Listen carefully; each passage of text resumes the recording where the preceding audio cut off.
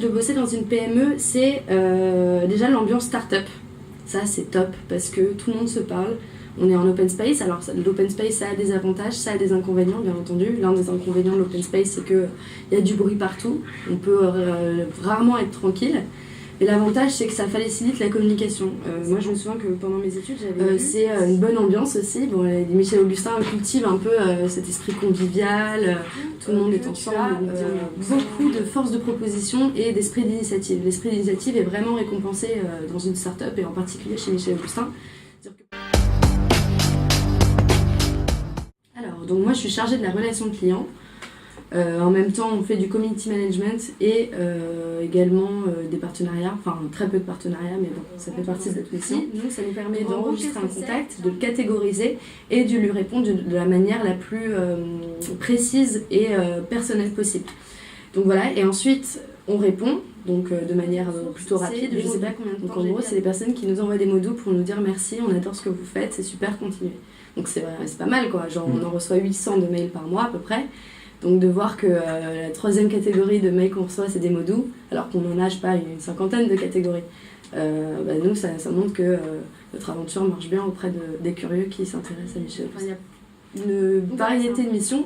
Si tu veux, de la relation conso, ça fait vraiment partie du pôle com, parce que tout ce que le pôle com organise, toi, tu suis derrière avec la relation client.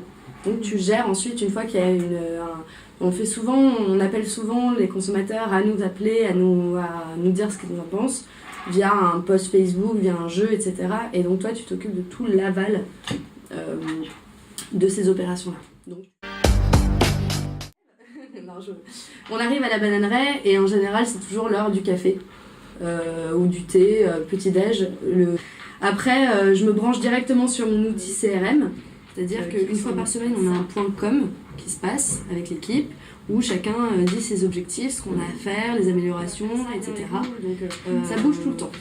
En général, la mission est vraiment assez répétitive au niveau de la CRM, c'est normal parce qu'il faut répondre en continu, mais il y a toujours des choses qui varient qui te permettent de pas avoir une journée type, quoi.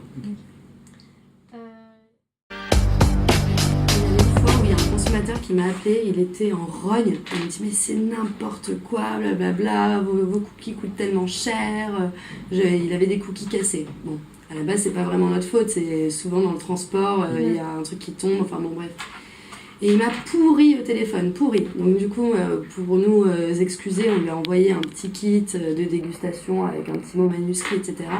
Et il me rappelle 3 jours après, quand il a reçu le kit, il m'a dit écoutez, désolé, j'étais un peu virulent avec vous au téléphone. Mais il m'a dit j'en ai eu des services clients au téléphone. Je fais vu comment vous m'avez pourri, j'imagine. Si, mais quand on a un bon service client comme le vôtre, faut au moins le reconnaître. Merci mademoiselle, vous faites du très bon travail. Et ça a pas de prix, quoi.